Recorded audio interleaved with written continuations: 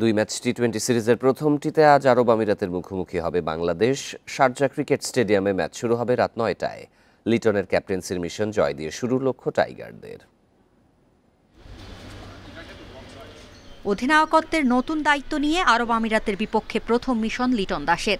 নেতৃত্বের সঙ্গে পারফরমেন্সেও আস্থা খুঁজবে টিম ম্যানেজমেন্ট, কারণ সাম্প্রতিক সময়ে আন্তর্জাতিক ক্রিকেটের শর্টার ফরম্যাটে নাজুক অবস্থানে বাংলাদেশ। গেল ডিসেম্বরে উইন্ডিজ সিরিজের পর আজ টি-20 খেলা হয়নি টাইগারদের।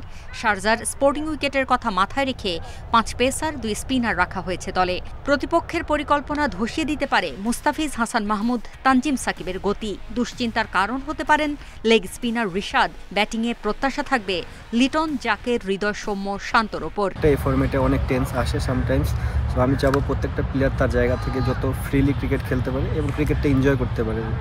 ডোন্ট থিঙ্ক অ্যাবাউট রেজাল্ট একটা সময় চলে আসবে, বাট আমরা কতটা প্রসেস মেনটেন করতেছি এই জিনিসটা আমার জন্য খুব ইম্পর্টেন্ট। দুটা গেমে যেন জিততে পারি, এটা ফার্স্ট প্রায়োরিটি।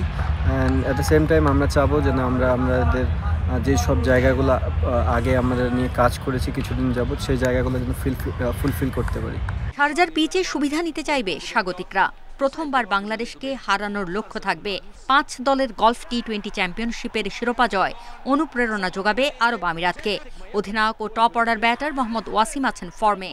আলিসান সাহারু, রাহুল চোপড়াদের নিয়ে ব্যাটিংয়ে দারুণ কিছু করার প্রস্তুতি ওদের। বোলিংয়ে মতিউল্লাহ, জাওয়াদুল্লাহ, ধ্রুব, পরাশরদের আক্রমণ হতাশার কারণ হতে পারে টাইগারদের। ইউএইর মাঠে অলওয়েজ ভালো দল, তারা এখানে কন্টিনিউ খেলে, তাদের এই কন্ডিশনটা সম্বন্ধে ভালো আইডিয়া আছে।